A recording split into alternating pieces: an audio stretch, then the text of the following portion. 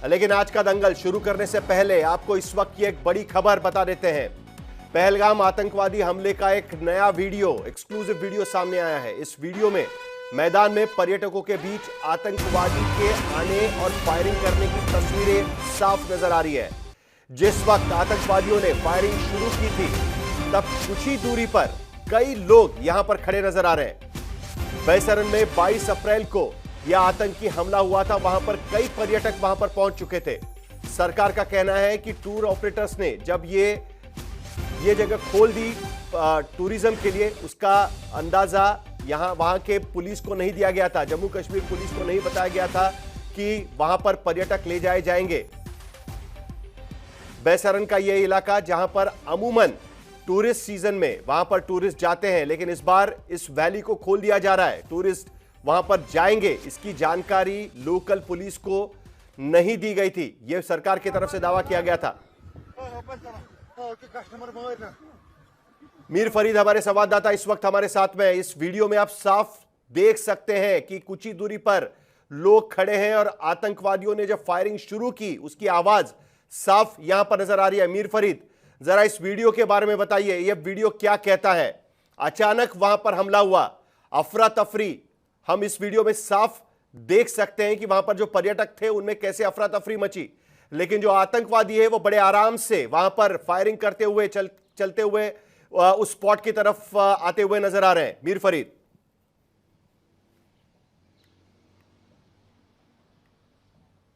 जी बिल्कुल, हर कोई वीडियो जो अब सामने आ रहा है ये एक्सक्लूसिव वीडियो एक्सेस किया है आज तक ने। आप देख सकते हैं कि जो हम बार बार कह रहे हैं कि बड़े आराम से गोलियां चली हैं, काफ़ी समय तक गोलियां चली हैं और काफ़ी ज़्यादा गोलियां चली हैं, और हर कोई वीडियो जो है उसका प्रमाण पत्र दे रहा है। ये वीडियो अगर आप देखेंगे, इसमें भी आपको साफ दिखेगा कि जो पर्यटक हैं बिल्कुल एक जहां वो कपड़े रखते हैं, आप अगर किसी पर्यटन स्थल पे भी जाएंगे कश्मीर के, तो आपको जो यहाँ के आभूषण है, फेरन है, टूरिस्ट पहनते हैं, उसमें फोटो उठाते हैं, तो ये वही जगह है बैसरन की जहाँ पे वो कपड़े लगे हुए हैं, टंगे हुए हैं, और उसके पीछे आड़ लेके जो पर्यटक हैं भाग भाग के सब एक जगह जो है हडल में जमा होके अफरा तफरी है, अपने बच्चों को ढूंढ रहे हैं, आधे बाकी परिवार वालों को ढूंढ रहे हैं, और इसी में जो लोकल रेस्पॉन्डर हैं, जो घोड़े वाले हैं, वो भागे नहीं हैं, वो भी उन्हीं के साथ हैं।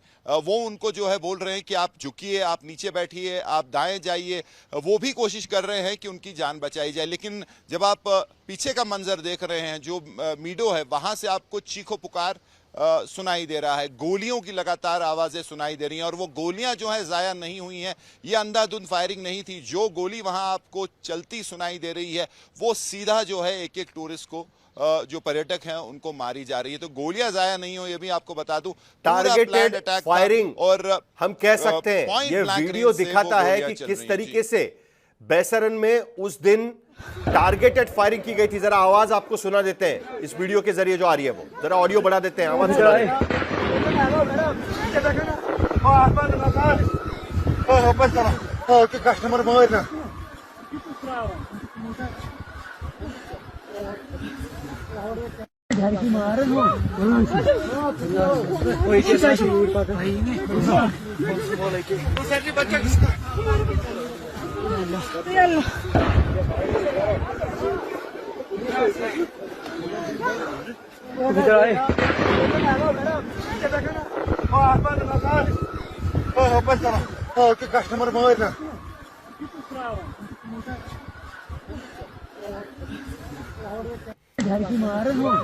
तो ये तस्वीरें थी 22 अप्रैल की।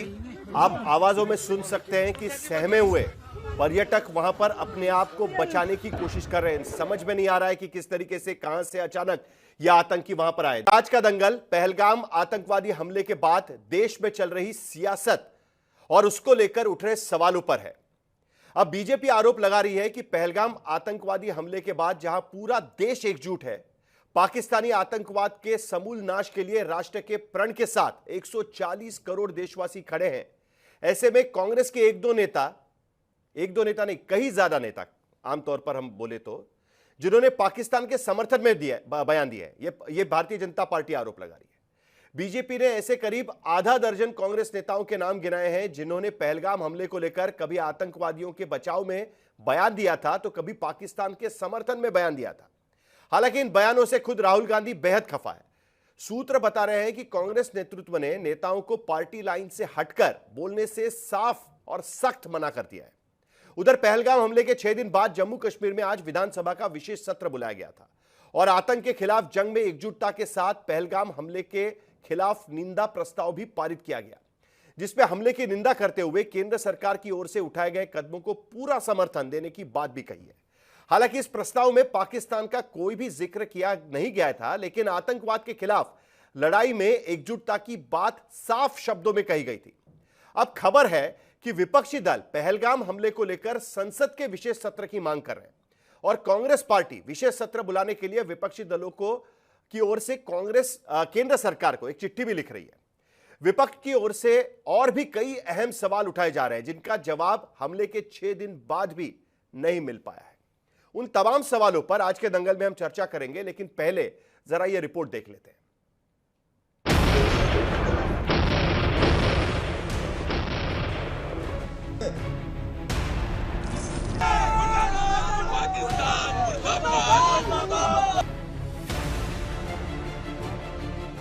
पहलगाम नरसंहार हुए हफ्ता होने को है। आतंकियों का तो पता नहीं, लेकिन कार्रवाई ताबड़तोड़ हो रही है। एक तरफ केंद्र सरकार कूटनीतिक कार्रवाई कर रही है, सुरक्षा बल अपने ऑपरेशंस में जुटे हैं और सियासत की अपनी कार्रवाई चल रही है। इसमें कूटनीतिक कार्रवाई के तहत भारत ने सिंधु समझौता ठप करने, पाकिस्तानियों को बाहर निकालने, राजनयिकों को देश निकालने जैसी कार्रवाई से जोर का झटका लगा है, तो सुरक्षा बलों की कार्रवाई में पहलगाम के पापी भागीदारों के घरों से लेकर एलओसी तक अंगारे दहक रहे हैं।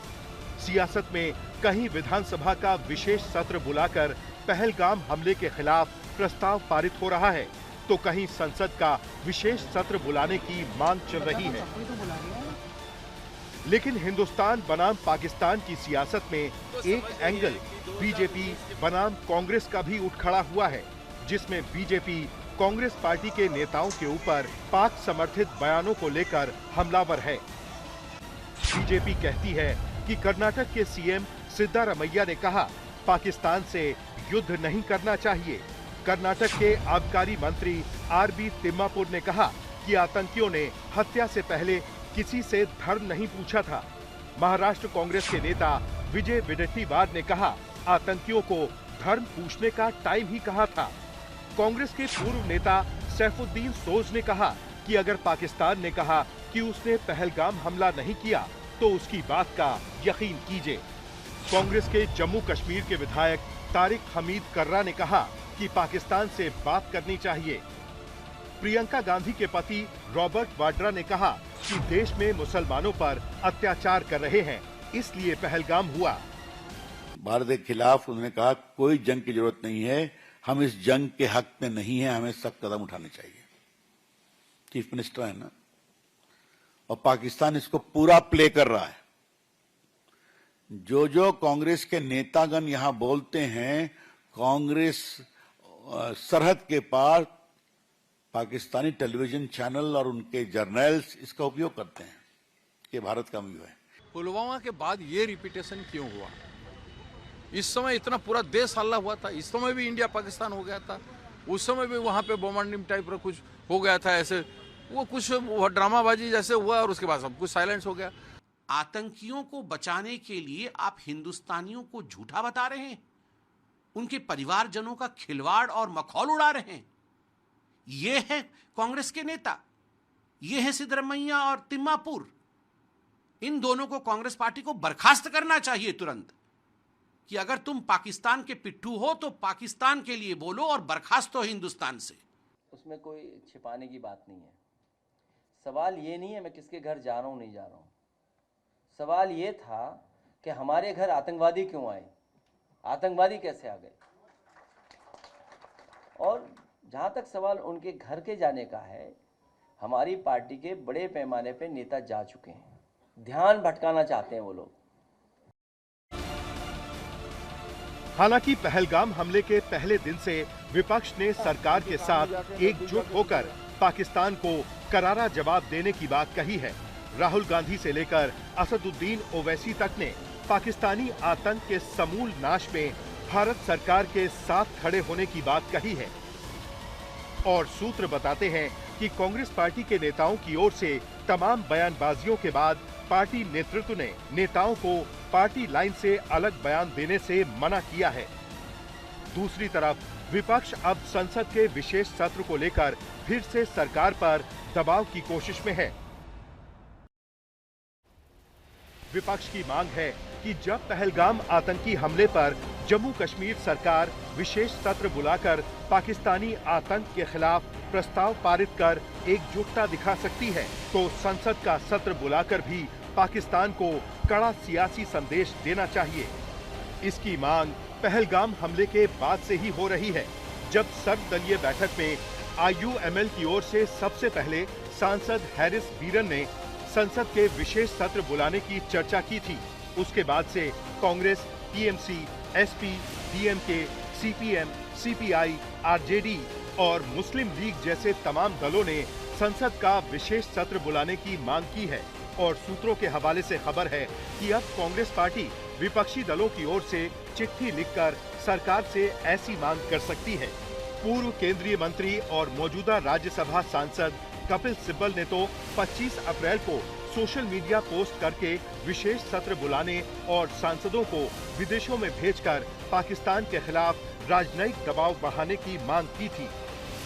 लेकिन जैसे जैसे वक्त गुजर रहा है, पहलगाम आतंकवादी हमले पर निर्णायक कार्रवाई में हो रही देरी की वजह से सियासत की धार अंदर की ओर मुड़ती जा रही है। अब विपक्ष उन सवालों पर लौट रहा है कि पहलगाम हमले पर सरकार संसद का विशेष सत्र क्यों नहीं बुला रही। आखिर इतने दिनों बाद भी वो 4 आतंकवादी कहां हैं जिनकी तस्वीरें दिखाई गई थी। विपक्ष सवाल उठाता है कि PM अभी तक पहलगाम के दौरे पर क्यों नहीं गए, और अगर सरकार मानती है कि पहलगाम में सुरक्षा चूक हुई तो जिम्मेदार कौन है, और जो भी जिम्मेदार है उसकी लापरवाही पर सरकार क्या कार्रवाई कर रही है। जो उनके परिवारों के सदस्यों से सुनने में आ रहा है, जो और प्रदेश के जिनके परिवार के सदस्यों की जान गई है उनसे सुनने में आ रहा है, कहो तो उनके वीडियो में चलवा दूं। इनके मंत्रियों को, इनके मुख्यमंत्रियों को क्या सुनना पड़ा, और सुनने में आ रहा है 1.5 घंटे तक कोई पहुंचा ही नहीं वहां पर। 1.5 घंटे तक कोई पहुंचा ही नहीं मदद के लिए, अस्पताल में पहुंचाने के लिए कोई इंतजाम नहीं था। तो आप क्या कह रहे हैं, हम विश्व गुरु बन गए हैं, अमृतकाल चल रहा है, ये हमारा डंका बज रहा है। पक्ष और विपक्ष की इस घरेलू सियासत के बीच पाकिस्तान में अलग ही कहानी चल रही है। आए दिन पाकिस्तान का कोई सिरफिरा कभी भारत पर न्यूक्लियर अटैक की गीदड़ भत्ती दे रहा है, तो कभी सिंधु में खून का दरिया बहाने की हेकड़ी बघार रहा है। फिलहाल भारत सरकार अपने एक्शन प्लान पर काम कर रही है, जिसमें टॉप टारगेट है उन आतंकवादियों का जिंदा या मुर्दा पकड़ा जाना जिन्होंने पहलगाम की धरती को खून से लाल किया था। आज तक ब्यूरो। खबर आ रही है, सबको एक बार बता दें, क्योंकि जिस तरीके से भारत की तैयारियां दिख रही है, उसके बाद में जम्मू कश्मीर में पाकिस्तानी आतंकवाद से जुड़ी एक बड़ी खबर इस वक्त हमारे पास सुरक्षा एजेंसियों के हवाले से यह खबर आ रही है कि पाकिस्तान ने POK में कई आतंकी लॉन्च पैड को खाली करने को कहा है। सूत्रों के मुताबिक पाक आर्मी ने आतंकवादियों को आर्मी के शेल्टर और बंकर में रहने को कहा है। हाल फिलहाल में भारतीय सुरक्षा एजेंसियों ने कुछ लॉन्च पैड की पहचान की थी, जिनमें इन लॉन्च पैड से आतंकियों को शिफ्ट किया जा रहा है। इनमें कुछ जिन पर ध्यान रखा गया था, खास करके केल, साल्टी, दुधनियाल, अतपुकल, जूरा, लीपा, पचिबन, फॉरवर्ड, कहूटा, कोटली, यहां के कई लॉन्च पैड से कुल 48 लॉन्च पैड, 42 लॉन्च पैड सूत्रों के हवाले से माने तो पाकिस्तान ऑक्यूपाइड कश्मीर के आसपास वहां पर मौजूद है, और करीब 100 से 150 आतंकी वहां पर रह सकते हैं। हमारे साथ अरविंद ओझा इस वक्त इस खबर को लेकर जुड़ रहे हैं। अरविंद, क्या जानकारी, पाकिस्तान ऑक्यूपाइड कश्मीर में पहले से ही हलचल मच गई है? अरविंद ओझा। जी बिल्कुल साहिल, पहले से ही हलचल मच गई है। पाकिस्तान आर्मी को ये लगता है कि जो भारत है वो इन लॉन्चिंग पैड को निशाना बना सकता है। लगातार जो पीओके में लॉन्चिंग पैड है, खासतौर से 10 आइडेंटिफाई हुए हैं जहां से उनको शिफ्ट किया जा रहा है। ये लॉन्चिंग पैड खासतौर से लश्कर तोयबा और टीआरएफ के टेररिस्ट जो है इस लॉन्चिंग पैड में होते हैं। पहले उनको एक जगह पर ट्रेनिंग दी जाती है, उसके बाद इस लॉन्च पैड पर उनको लाया जाता है और यहाँ से गाइड की मदद से वो जम्मू कश्मीर की सीमा में दाखिल होते हैं। तो अब पाक आर्मी को ये डर है कि इन लॉन्च पैड को भारत निशाना बना सकता है। पहले भी सर्जिकल स्ट्राइक के जरिए इनको निशाना बनाया गया था, लेकिन अब पाक आर्मी का ये डर है। इस वजह से लॉन्च पैड से जो भी टेररिस्ट के कमांडर हैं उनको पाक आर्मी के बंकर शेल्टर में शिफ्ट होने के लिए कहा गया है। साहिल, तो भारतीय अटैक का डर कहीं ना कहीं पाकिस्तान को सता रहा है और इसीलिए पाकिस्तान आर्मी की तरफ से इस लॉन्च पैड में जो आतंकी छुपे हैं उनको पहले से कहा जा रहा है कि आप बंकर में जाकर छुप जाइए। बहुत बहुत शुक्रिया अरविंद ओझा, आप ध्यान बनाए रखिए पूरी सिचुएशन पर, क्योंकि अभी तक वो 4 आतंकी गिरफ्त पे नहीं आ पाए और उसको लेकर कॉम्बिंग ऑपरेशन भी जोरदार चल रहा है। लेकिन हमारे बहस पर हम लोग जरा आ जाते हैं, क्योंकि कुछ अहम सवाल इस वक्त हम हमारे पैनल को पूछने वाले हैं। पहला सवाल, क्या पहलगाम पर विपक्षी दलों के नेता राष्ट्र भावना के खिलाफ बयानबाजी कर रहे हैं? क्योंकि भारतीय जनता पार्टी का यह सीधा आरोप यहां पर लग रहा है। लेकिन क्या पहलगाम हमले के बाद संसद के विशेष सत्र बुलाने की मांग सही है? जम्मू कश्मीर विधानसभा का स्पेशल अधिवेशन बुलाया गया था। लेकिन और एक बड़ा सवाल कि क्या पहलगाम के बहाने देश में माहौल बिगाड़ने की भी कोशिश हो सकती है? क्योंकि कई सारे नेताओं के बयान, उलझुल बयान इस तरीके से आ रहे हैं। शुरुआत करेंगे प्रदीप भंडारी से। प्रदीप भंडारी, पहला सवाल आपके सामने है ही, क्या आपको लगता है कि राष्ट्र भावना के खिलाफ बयानबाजी दी जा रही है? जरा आज संभल के डिबेट करेंगे, संभल कर बातचीत करेंगे, क्योंकि जो ऑल पार्टी मीटिंग हुई थी उस वक्त सभी लोगों ने कसम खाई थी कि साथ में मिलकर हम आतंकवाद के खिलाफ लड़ेंगे। तो जरा अच्छे से बात करें एक दूसरे से तो अच्छा रहेगा, डिबेट भी ठीक ठाक हो जाएगी। प्रदीप भंडारी, आपसे शुरुआत करेंगे। साहिल जी, ये बहुत दुर्भाग्यपूर्ण है कि ऑल पार्टी मीटिंग में कांग्रेस पार्टी द्वारा समर्थन देने के बाद कांग्रेस के नेता एक के बाद एक पाकिस्तान बचाओ अभियान में लग गए हैं। जनरली ये होता है साहिल जी कि अगर कोई शीर्ष नेता आपकी पार्टी का एक स्टैंड ले लेता है, उसके बाद हर पार्टी के नेता को समझ में आ जाता है कि वही पार्टी लाइन है। परंतु ऑल पार्टी मीटिंग में सपोर्ट देने के बावजूद एक नहीं, दो नहीं, अनगिनत कांग्रेस के नेता एक के बाद एक कांग्रेस पार्टी जो है वो समर्थन करती हुई दिख रही है पाकिस्तान का। एक कांग्रेस पार्टी के जम्मू कश्मीर के चीफ कह रहे हैं कि हाथ जोड़ लो पाकिस्तान के सामने। दूसरी तरफ हम कह रहे हैं कि पाकिस्तान के आतंक के आकाओं को मिट्टी में मिला देंगे। सीतारमैया कोई नॉर्मल व्यक्ति नहीं है, कर्नाटक के चीफ मिनिस्टर हैं। आज वो भारत से ज्यादा पाकिस्तान के अंदर पॉपुलर हो चुके हैं। दूसरी चीज ये बात नहीं थी तो कांग्रेस पार्टी के फैमिली के रॉबर्ट वाड्रा के बयान बिल्कुल एग्जैक्टली पाकिस्तानी मिनिस्टर से मिलते हैं। क्या ये पहली बार हुआ है? बिल्कुल नहीं। 26/11 आतंकी हमले के बाद भी एक के बाद एक कांग्रेस पार्टी के नेता पाकिस्तान को ब्लेम करने के बजाय हिंदू आतंकवाद जैसी टर्मिनोलॉजीज को कोट कर रहे थे। अब मैं इनकी नीति पर इसीलिए सवाल उठा रहा हूं क्योंकि गुड कॉप बैड कॉप खेल रहे हैं साहिल जी। गुड कॉप बैड कॉप की भाई दिखाओ कि वचन के जरिए की साथ में ऊपर नीति पाकिस्तान परस्त है, क्योंकि ये पूरा टूल किट है।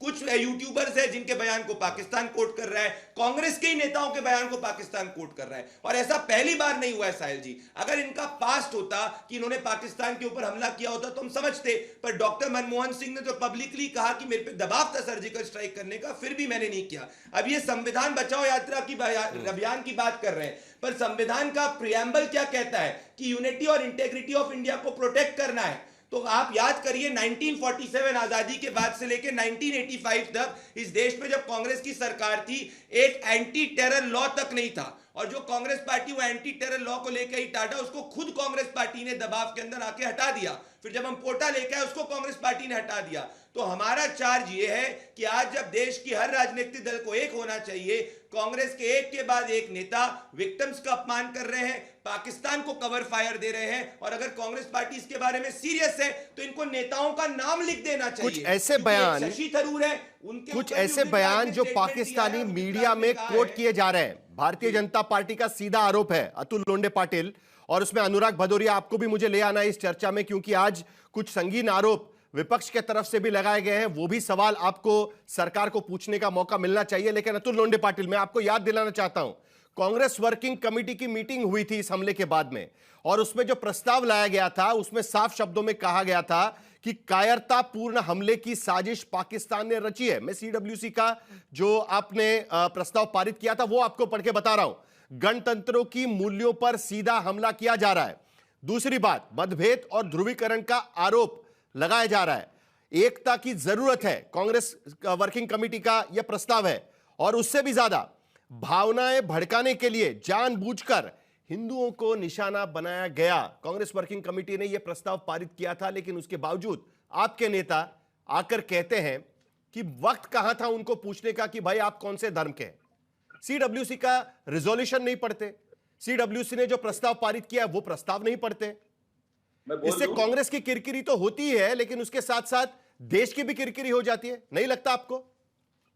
देखिए साहिल, अभी कांग्रेस के नेताओं ने क्या कहा और बीजेपी के नेताओं ने क्या कहा, और दुबई के स्टेडियम में बैठ के अनुराग ठाकुर और जय शाह गलबैया करते हैं, वो चीजों में आपको जाना है निशिकांत दुबे क्या बोल रहे हैं। और पीयूष गोयल ने तो सीधे सीधे देश के देशभक्ति पर ही सवाल उठा दिया। कल को वो भी बयान सब जगह चल रहे हैं। ये सब चीजें जो है वो हमारे लिए अहम नहीं है। हमारे लिए अहम चीजें क्या है? हमारे लिए अहम चीजें ये है कि जब सर्वदलीय बैठक हुई थी, सीडब्ल्यूसी ने तो भी पाकिस्तान का नाम लिया, लेकिन मेरे देश के प्रधानमंत्री ने अब तक पाकिस्तान का नाम नहीं लिया है। पृथ्वी के अंत तक जाके उनको मारेंगे कहा है, लेकिन पाकिस्तान का नाम नहीं लिया है। चाइना का भी कभी नाम नहीं लिया है। ये सवाल ये नहीं है। सवाल आज पूरा राष्ट्र एक साथ अगर खड़ा है, आज JNK का भी एक विशेष अधिवेशन हुआ, और उस विशेष अधिवेशन में खासकर इन्हें मौका नहीं देने के लिए अब्दुल्ला जी को कहना पड़ा कि मैं कोई विशेष राज्य का दर्जा दो, क्योंकि सिक्योरिटी मेरे पास नहीं थी। आए हुए लोगों को मैंने बुलाया था, मेहमानों को, और मेहमानों को बुलाकर उनकी रक्षा नहीं कर पाया, जबकि वो मेरी जिम्मेदारी नहीं केंद्र की है। लेकिन इसका फायदा उठाकर मैं ये नहीं कहूंगा कि मुझे स्पेशल स्टेटस जो है, राज्य का दर्जा जो है वो दिया जाए, ये नहीं कहूंगा। उन्होंने स्पष्ट तरीके से कहा है। ये निशिकांत दुबे, रमेश बिदुड़ी, पीयूष गोयल या फिर हमारे तरफ से भी किसी ने कुछ बयान दिया हो, वो कोई अहमियत नहीं रखता। आज भारत के चैनलों पर अगर कोई चर्चा होनी चाहिए तो भारत सब अहमियत रखता है। अतुल लोंढे पाटिल, जो बीजेपी के नेता बयान दे रहे हैं उसको लेकर प्रदीप भंडारी से भी मैं सवाल पूछने वाला हूं, लेकिन पहले आपके नेताओं का जवाब दे दीजिएगा। आप कह दीजिएगा कि उनका बयानबाजी गलत थी करके। जब सीडब्ल्यूसी का प्रस्ताव पारित हुआ है, उसके बाद इस तरीके की बयानबाजी करने का क्या मतलब होता है? स्पष्ट तरीके से जो मैसेज दिया है जयराम रमेश जी ने, जो कि हमारे प्रमुख है, उन्होंने जो ट्वीट किया उसमें लिखा है कि जो मल्लिकार्जुन खड़गे जी जो हमारे अध्यक्ष है, जो हमारे विपक्ष नेता विपक्ष राहुल गांधी जी है, और सीडब्ल्यूसी का जो निर्णय है, AICC का जो निर्णय है, वो अंतिम निर्णय है, वो हमारी अंतिम भूमिका है। ऐसे फोटो मैं भी दिखा सकता हूँ, तालिब हुसैन शाह से लेकर तारिक अहमद से लेकर राजू। देखिए प्रदीप भंडारी 6 नेताओं के फोटो लेकर बैठे हैं दूसरे विंडो में। नहीं, मैं तो मैं दिखा सकता हूँ ना साहिल। इस देश के प्रधानमंत्री का एक वीडियो सुनाता हूँ मेरे को। चलिए, मैं कितने गैर जिम्मेदाराना थे वो जब जवाब दूंगा उसके। विदेशों से घुसपैठ आते हैं, घुसपैठ आतंकवादियों के रूप में आते हैं, आतंकवादी घटनाएं करते हैं, भाग जाते हैं। प्रधानमंत्री जी आप मुझे बताइए, सीमाएं आपके हाथ में है, कोस्टल सिक्योरिटी आपके हाथ में है, BSF सेना सब आपके हाथ में है, नेवी आपके हाथ में है। वो क्या कहना चाहते हैं वो बता दीजिए ना अतुल लोंढे पाटिल। मुझे आप क्या कहना चाहते हैं जल्दी से बता दीजिएगा, क्योंकि यही सवाल आज अनुराग भदौरिया की पार्टी की तरफ से भी पूछा गया था। जल्दी से बता दीजिएगा अतुल लोंढे पाटिल। जवाब तो सुनिए। बीजेपी की जो हरकत है वो निंदनीय है, क्योंकि जो सीडब्ल्यूसी ने और सर्वदलीय बैठक ने किया उसके ऊपर जोर देने के बजाय कहां से फायदा उठाए। हिंदू मुस्लिम राजनीति करना इनकी फितरत है। देश में विभाजित करना मानसिक हिंदू मुस्लिम राजनीति करने की कोशिश है। प्रदीप भंडारी, आपकी पार्टी पर भी कांग्रेस की तरफ से पलटवार किया जा रहा है। जल्दी से आपका जवाब, उसके बाद बाकी पैनलिस्ट के पास भी मुझे जाना है। प्रदीप भंडारी आएंगे आपके पास। अतुल लोंढे पाटिल, आपसे बात हो गई, चलिए आपके पास आएंगे। दे रहा हूं कांग्रेस पार्टी को, बोलिए। ओपन चैलेंज दे रहा हूं कांग्रेस पार्टी को। ये रहे अखिलेश यादव जिनको पाकिस्तानी मीडिया कोट कर रही है, ये रहे सीतारमैया जिनको जाकर कांग्रेस पार्टी के बजाय पाकिस्तानी मीडिया कोट कर रही है। एक भारतीय जनता पार्टी का नेता बता दीजिए जिसको पाकिस्तान कोट कर रहा है। UN के अंदर पाकिस्तान राहुल गांधी के स्टेटमेंट को कोट करता है, और अगर स्टेटमेंट की बात है तो हाफिज सईद आतंकवादी कांग्रेस पार्टी की तारीफ करता है। अच्छे बात करने वाले भी मौजूद। अभी देखिए कांग्रेस में जो गुफ्तगू हुई है, कांग्रेस ने की, क्या बोल रहे हैं बता दीजिएगा, आवाज ठीक से नहीं आ रही है। कहा है कि भाई आप मोबाइल से बयान सुनाई नहीं दे रहा, आप बता दीजिए क्या बोल रहे हैं। गुफ्तगू हुई है कांग्रेस पार्टी हाफिज सईद कह रहा है कि उसकी कांग्रेस से गुफ्तगू हुई है। 26/11 आतंकवादी हमले के बाद शर्म शेख में किसने साइन किया एग्रीमेंट? मनमोहन सिंह ने साइन किया पाकिस्तान के सामने सरेंडर करके। ये इंडिया टुडे का आर्टिकल है। राहुल गांधी पार्टी मोड में थे 26/11 के बाद। मैं राजनीति नहीं करना चाह रहा, मैं पूछना चाह रहा हूं कि भाई नेताओं को सस्पेंड कर दो। हमारे किसी नेता के बयान को पाकिस्तान नहीं कोट करना। पीयूष गोयल के बयान को कहा गया है कि इस देश के अंदर विपक्ष के लोग जो है उनके बयान को पाकिस्तान कोट कर रहा है। उन्होंने ये बात कही है, तो झूठ ना बोले अतुल जी। मैं और आप राजनीति जिंदगी भर करते रहेंगे। मेरा आपसे निवेदन है, चलिए एकजुट होइए, इन नेताओं के खिलाफ एक्शन लीजिए। शशि थरूर भी यही चलिए जरा मुझे प्रदीप भंडारी एक सवाल का जवाब आप भी दे दीजिएगा। उस दिन ऑल पार्टी मीटिंग हुई, उसका मैंने जिक्र किया। उस ऑल पार्टी मीटिंग में यह कहा गया कि भाई कहीं ना कहीं चूक हुई है, कहीं ना कहीं चूक हुई है, यह बताया गया था, उसमें मान लिया गया था।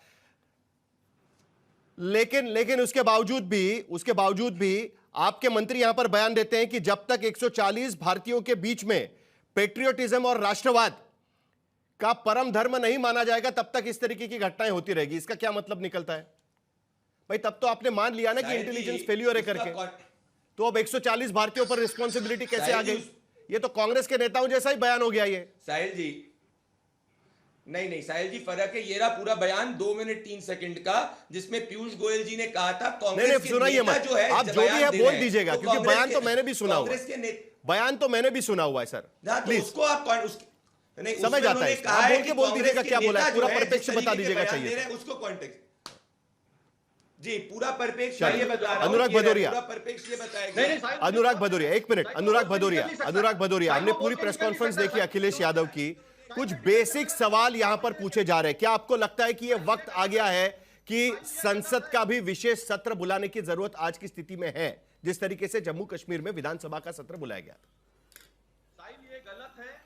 देखिए, पहलगांव में जिस तरह से हुआ, जो आतंकी घटना पहलगांव में हुई, हमारे अपने निर्दोषों को किस तरह से पाकिस्तानी आतंकियों ने किस बेरहमी से उनकी हत्या की, और वो जो देश के फ्री जिसको बोलते हैं ना, हिंदुस्तान में अपना घूमने गए थे, तो ये जिम्मेदारी तो सरकार की बनती थी ना। सवाल तो पूछे जाएंगे सरकार से। अब सरकार कैसे सवाल का जवाब दे रही, सोचिए। उस नेता ने ये बोला था, उस नेता ने ये बोला था, उस नेता ने ये बोला था, उस नेता ने ये बोला। अरे किसी नेता ने कुछ बोला, लेकिन आप बताओ आपका सिक्योरिटी सिस्टम कहां था जिससे हमारे 26 हमारे भाई हमारे बीच में नहीं रहे? उसका जवाब दीजिए ना। कहां था आपका इंटेलिजेंस डिपार्टमेंट? उसका जवाब दीजिए ना। किसने क्या कहा, उससे हम आपस में निपट लेंगे, क्योंकि हिंदुस्तान में ये बात हो जाएगी आपस में। लेकिन ये बताइए कि हमारे 26 लोग हमारे बीच से चले गए, हमारी बहनों का सिंदूर उजड़ गया, छोटे बच्चे के उसके सिर से उसका बाप का साया उजड़ गया। एक बाप अपने बेटे की शादी करता है और 10 दिन बाद उसकी अर्थी विसर्जित करता है, वो उसको ये दिन देखना पड़ता है। आपकी सरकार की नाकामी की वजह से सवाल इस पे नहीं होगा क्या? आप सवाल विपक्ष से बार बार पूछ रहे हो, इसने ये बोला, उसने वो बोला। ठीक है, जिसने जो बोला हम देख लेंगे, लेकिन आप बताइए लगातार ये जो घटना है, एक घटना हुई है 21 मार्च 2015 में 6 लोगों की मौत हुई थी, 27 जुलाई 2015 में 10 लोगों की मौत हुई, अगस्त सितंबर 2016 में भी 5 लोगों की मौत हुई, फिर उरी में हुई घटना, यहां पे 23 हमारे जवान शहीद हुए। फिर उसके बाद आपको पता होगा 14 फरवरी 2019 40 सीआरपी के जवान शहीद हुए। अब हमारे यहां बीच में 26 लोग यहां पे शहीद हो गए। आप बताइए, हमारे लोग शहीद होते जाते हैं और आप विपक्ष पे सवाल उठाते रहते हो। सवाल तो आपसे पूछा जाएगा ना। आप ही तो कहते थे ना, मुझे याद है बॉम्बे में अटैक हुआ था, बॉम्ब ब्लास्ट हुए थे, उसके तत्कालीन गृह मंत्री ने इस्तीफा देना पड़ा था, इस्तीफा दिया था। तो सवाल ये सब बात का होगा। आप जिम्मेदारी लेने से बचते हो, सारी जिम्मेदारी विपक्ष में डालना चाहते हो, कोई कार्रवाई अपने ऊपर करते नहीं कि सिक्योरिटी लैब्स कैसे हो गया, कौन अधिकारी जिम्मेदार थे। आज 6 दिन होने को आए, आपने क्या उस जिम्मेदारी तय की? कौन थे जिम्मेदार जिसकी वजह से, नाकामी की वजह से घटना हुई? क्या उनको आपने टर्मिनेट किया या उनको सजा दी? बताइए आपने क्या किया? 6 दिन हो गए। किसकी आप बताइए, किसकी नाकामी की वजह से वहां पे इंटेलिजेंस डिपार्टमेंट फेलियर हुआ? ये पाकिस्तानी हमारे यहां अंदर घुस गए, हमारे अपने लोगों के साथ खून की होली खेल के चले गए और हम देखते रह गए और हम राजनीति कर रहे बैठ के यहां पे। और उसने देखिए पाकिस्तान ने कितनी चालाकी से आतंकी दरिंदों ने धर्म पूछ के गोली मारी। ये जानते थे कि हिंदुस्तान में अगर धर्म पूछ के गोली मारेंगे तो एक नई राजनीति को जन्म देंगे। वो नई राजनीति को जन्म देना चाहते थे और हम उनके ट्रैप में फंस रहे। हम नई राजनीति को जन्म देना चाहते थे और उसी तरीके से देश में हो रहा है कहीं ना कहीं। अनुराग भदौरिया उसकी तरफ इशारा करने की कोशिश कर रहे हैं। उन्होंने आपको फोन करके किया क्या? प्रदीप भंडारी उस तरफ इशारा करने की कोशिश कर रहे हैं। दूसरी बात, जरा एक मिनट, एक मिनट अनुराग भदौरिया जी, मैं आपका सवाल थोड़ा सा और उसमें थोड़ी इंफॉर्मेशन ऐड करना चाहता हूं, साथ में ही जवाब ले लेंगे प्रदीप भंडारी से। देखिए क्या है, उरी का अटैक हो गया, उसके बाद एनआईए ने इन्वेस्टिगेशन लॉन्च किया।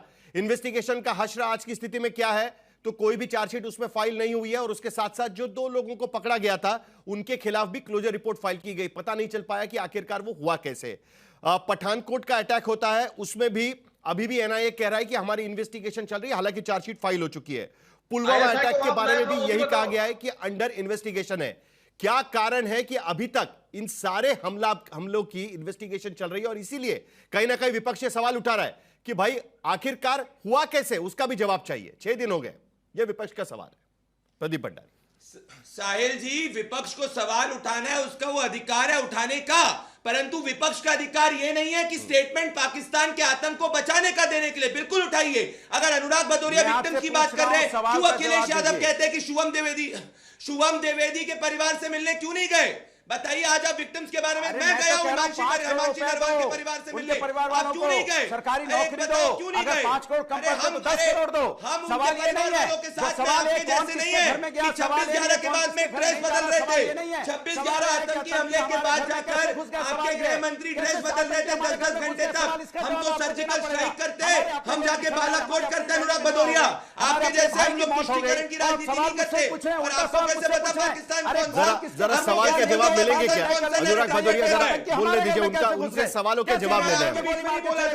कैसे गोली मार के यहाँ अयोध्या बनारस के अयोध्या और बनारस के आतंकियों के केसेस को वापस लेने के लिए इलाहाबाद हाईकोर्ट जाते हैं, और आप हमें बताओगे? हम तो मुंह तोड़ जवाब पाकिस्तान को देंगे। मामला मत भटकाइएगा, मामला मत भटकाइएगा। 15 दिन बाद चलिए जरा दोनों को शांत करते हैं। राजीव रंजन जी और सज्जाद शाहीन जी, आप डिबेट सुन रहे हैं किस तरीके से हो रही है आज की स्थिति में, लेकिन राजीव रंजन जी, ये मानना कुछ गलत होगा कि कुछ सवालों के जवाब मिलने चाहिए, और उसके साथ साथ क्या यह सोचना भी गलत होगा कि नेताओं को संभल के बयान देने चाहिए, फिर वो इस तरफ के हो या उस तरफ के हो। जब यह बयान आता है कि धर्म पूछकर नाम गोली चलाने के लिए वक्त कहां था आतंकियों के खिलाफ, जबकि जो भुगतभोगी है वो कह चुके हैं, और दूसरी तरफ यह बयान आता है कि भाई हम तो कलमा पढ़ना शुरू कर चुके हैं, सीखना शुरू कर चुके हैं, ताकि हमारी जान बच सके। सांसद बयान दे रहे हैं, ये दोनों तरफ के बयान आपके सामने। क्या आपको लगता है कहीं ना कहीं जरा राजनेताओं को भी अपने मुंह पर ताला लगाना चाहिए?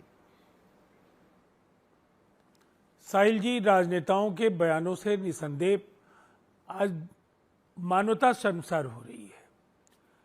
किसी भी अलायंस में हो, किसी भी राजनीतिक दल में हो, अगर सभी दलों ने मिलकर आतंकवाद के खिलाफ पाकिस्तान को करारा जवाब देने का अगर संकल्प लिया सर्वदलीय बैठक में, तो उस भावना को सबको स्वीकार करना होगा और उसी के अनुरूप लोगों को अपनी बातें कहनी होगी। और इतनी बात तय है कि हमलावरों का उद्देश्य बिल्कुल साफ था कि सऊदी में प्राइम मिनिस्टर मोदी हैं और हिंदुस्तान में अमेरिकन वाइस प्रेसिडेंट हैं। कश्मीर के उस पूरे प्रकरण को इंटरनेशनलाइज करने के लिए इस मौके का इस्तेमाल किया गया, और उसके बाद ये भारत की आत्मा लहूलुहान हुई है। ये 26 केवल मौतें नहीं हैं, भारत की संप्रभुता पर हमला है ये। और ऐसे हमले का करारा जवाब, जो बड़े फैसले लिए गए हैं, उन फैसलों के साथ आज देश जरूर चाहेगा कि आपको डिप्लोमेसी के स्तर पर भी ये सुनिश्चित करना होगा कि हिजबुल या लश्कर तैयबा या इस तरह के जो भी टेररिस्ट आउटफिट हैं, चाहे जैसे मोहम्मद जैसे ऑर्गेनाइजेशन और इनके अनेक छद्म वैसी जो संगठन है, जो जब भी किसी पर प्रतिबंध लगता है तो दूसरे नाम से जो लोग ऑपरेट करते हैं, भले ही टीआरएफ ने माफ़ी मांगी हो, लेकिन इनको खत्म करना, इनके ठिकानों को नेस्तनाबूद करना, और दुनिया में तरह तरह के जो सैंक्शंस लगाए जाते हैं ऐसे मसलों को लेकर, चाहे वो यूनाइटेड नेशंस हो या जो पश्चिमी देशों का सवाल हो, अमेरिका का सवाल हो, ये डिप्लोमेसी को ज़्यादा कारगर तरीके से इस्तेमाल करने का वक्त है। और मुझे ऐसा लगता है निसंदेह बयानों को लेकर के थोड़ी संजीदगी बरतनी चाहिए। ये बहुत ही भावनात्मक क्षण है। पूरा देश आज आतंकवाद के खिलाफ एक प्रचंड प्रहार की अपेक्षा कर रहा है, और ऐसे में सबको एक ही जुबान बोलनी चाहिए। एक ही जुबान में बात होनी चाहिए। इसीलिए कहीं ना कहीं बार बार यह कहा जा रहा है कि जरा संभल के जब बयानबाजी करते हैं तो उसका असर लोगों पर क्या होता है, माहौल बिगड़ सकता है, इसके बारे में भी सोचने की जरूरत है। इसीलिए हम चलते हैं जम्मू एंड कश्मीर में, क्योंकि आज वहां पर विशेष सेशन बुलाया गया था। सज्जाद शाहीन जी, क्या आपको लगता है कि देश में माहौल बिगाड़ने की कोशिश हो रही है? आज पहली बार हम देख रहे हैं कि कश्मीर घाटी में सारे के सारे लोग सड़क पर उतर आए, कह रहे हैं कि आतंकवाद नहीं चाहिए हमें, यह हमारा इस्लाम नहीं है। और दूसरी तरफ जिस तरीके से बाहर बयानबाजी हो रही है, उसके वजह से जो आतंकियों को चाहिए था कि देश का माहौल बिगड़े, उस तरीके का माहौल आपको नजर आता है? इन बयानों पर कहीं ना कहीं रोक लगाने की जरूरत आपको महसूस हो रही है? सज्जाद जी। देखें, सबसे पहले तो मैं इस जो घटना घटी है 22 अप्रैल को बैसरन पहलगाम में, जिसमें 26 हमारे जो निर्दोष हमारे बहनें, हमारे भाई, बुजुर्ग जो थे, उनमें से कई लोगों के जो है वो जानें चली गई हैं। तो एक तो हम उसकी ज़बरदस्त अल्फाज में उसकी मजम्मत करते हैं और ये बहुत ही निंदनीय घटना है, और जिसमें जितनी भी ज़्यादा इसकी निंदना की जाए वो कम है। और दूसरा, मैं इस सारे वाक़े को, इस इंसिडेंट को मैं दो तरह से देखता हूँ। एक, जो ये एक्ट ऑफ टेररिज्म का था जो यहाँ पे हुआ, ये 2-3 इसके पीछे मोटिव्स थे।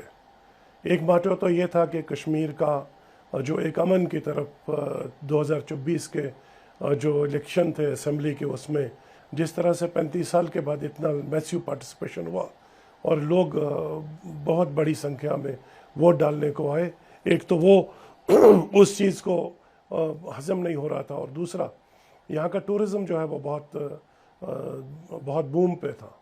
अभी हालांकि टूरिस्ट का सीज़न जो है अभी शुरू हुआ है, लेकिन बूम इस कदर था कि हर जगह पे होटल्स जो थे ऑक्यूपाइड थे, वैकेंसी नहीं थी। और तीसरा जो इसके पीछे ऑब्जेक्टिव को मैं देख रहा हूँ वो ये है कि पूरे मुल्क में हिंदू और मुस्लिम के बीच में नफ़रतों के उस बाज़ार को गर्म करके हिंदू मुस्लिम फसादात और इमोशंस को पोलराइज करके, सेंटिमेंट को उबार के इस मुल्क को एक दफ़ा फिर एक पूरे डिस्टेबलाइज करने की एक कोशिश है। मेरा ये समझना है कि इस वक्त सियासत नहीं होनी चाहिए। जैसा कि आपने देखा आज रियासत जम्मू कश्मीर में असेंबली का एक सेशन सियासत नहीं होनी चाहिए, और उस सेशन में सज्जाद जी कह रहे हैं सियासत नहीं होनी चाहिए। जल्दी से अनुराग भदौरिया, आपकी कमेंट। समय मेरा खत्म हो रहा है। अनुराग भदौरिया, उसके बाद अतुल लोंडे पाटिल कब से इंतजार कर रहे थे? जल्दी से अनुराग भदौरिया। मैं तो सीधी सी बात बोलूंगा कि भारतीय जनता पार्टी और सरकार को अपनी जिम्मेदारी लेनी चाहिए। ये सवाल नहीं पूछना चाहिए। मैंने पहले बोला, फिर बोल रहा हूं, कौन किसके घर गया ये हम बाद में तय कर लेंगे। आतंकी हमारे घर में कैसे आए, इस पे जवाब दीजिए। दूसरी बात, शीतल बैठ ने क्या बोला, जिनके पति के, रुकिए मैं बात कर लूं फिर बोलना। शीतल बहन ने क्या बोला कि भाई 1.5 घंटे तक वहां कोई नहीं आया, कोई सिक्योरिटी नहीं थी। वो बेचारी अगर सुनिए मेरी बात, अब ये अच्छी बात नहीं है बीच में टोकना, फिर मैं नहीं बोलने दूंगा। आपके पास आएंगे प्रदीप भंडारी, घटना जो हुई है जिम्मेदारी आपको लेनी पड़ेगी, जिम्मेदारी से आप नहीं भाग सकते। शीतल बहन ने क्या बोला? शीतल बहन ने बोला अगर वहां सिक्योरिटी सिस्टम होता तो शायद इस तरह की घटना ना हो पाती। जब आप मुझे जाने देते हैं तो वहां सुरक्षा व्यवस्था भी आपको करनी चाहिए थी, ये बोला उन्होंने। ये जिम्मेदारी से आप कैसे भाग सकते हैं? हमारे अपने लोग चले गए, आप यहाँ पे आके सिक्योरिटी सिस्टम होता तो जान बच जाती, उसका जवाब सरकार को देना होगा। जल्दी से अतुल लोंडे पाटिल, बयानबाजी रुकेगी कांग्रेस की, और उसके साथ साथ सरकार से क्या मांग? विशेष अधिवेशन बुलाने की मांग अभी भी कायम है। अतुल लोंडे पाटिल, जल्दी से 20 सेकंड। हम सबका है। अरे आप बोले ठीक है, अतुल लोंडे पाटिल। ऐसे कैसे डिबेट होगी बताइए? डिबेट करने आए आप बीच बीच में बुलवाने का मौका देते हैं बीजेपी को। अतुल लोंडे पाटिल, जल्दी से। अनुराग जी आपकी बात सुन ली है। अतुल लोंडे पाटिल पार्टी को, फिर वो बोलेगा तो मुझे बोलने का मौका दीजिएगा, मैं उनके बीच में बोलूंगा। ऐसा थोड़ी होगा, हम अपनी बात कहेंगे, मेरी बात नहीं जा पाएगी। चलिए, अतुल लोंडे पाटिल फ्रीज है। आखिर में जल्दी से प्रदीप भंडारी 30 सेकंड में। सवाल बार बार यह भी पूछा जा रहा है कि जरा थोड़ा सा संभल के आपको रहना पड़ेगा। जिस तरीके की बयानबाजी हो रही है उस पर तो रोक लगनी चाहिए, उसके साथ साथ सरकार से भी कहीं ना कहीं जवाब की उम्मीद विपक्ष लगाए यहां पर बैठा हुआ है। क्या ये जवाब मिलते हैं? और उसके साथ साथ विपक्ष की तरफ से भी, खास करके कांग्रेस की तरफ से बयानबाजी पर रोक लगती है क्या? इस पर भी नजर बनाए रखेंगे। 6 दिन हो चुके हैं जनता इंतजार कर रही है। प्रदीप भंडारी जल्दी से। साहिल जी, विपक्ष का अधिकार है सवाल पूछना, परंतु मैं विपक्ष के लोगों को कहना चाहता हूं, बयान ऐसे मत दीजिए जो पाकिस्तान के अंदर कोर्ट हो, पाकिस्तान को कवर फायर मत दीजिए। अगर आपकी नीति प्रो पाक नहीं है तो आप जाके अपने नेताओं को सस्पेंड करिए जिनके बयानों को पाकिस्तान इस्तेमाल कर रहा है। पूर्व में पाकिस्तान ने कार्रवाई हो, बीजेपी मांग कर रही है कांग्रेस पर। उसके साथ साथ विपक्ष यहां पर मांग कर रहा है कि संसद का विशेष सत्र भी बुलाया जाए, जिसके वजह से तमाम उन मुद्दों पर चर्चा हो सके। क्या इन दोनों चीजों के बीच में देश में शांति और अमन का माहौल रहता है क्या? इस पर भी नजर रखना बहुत जरूरी होगा।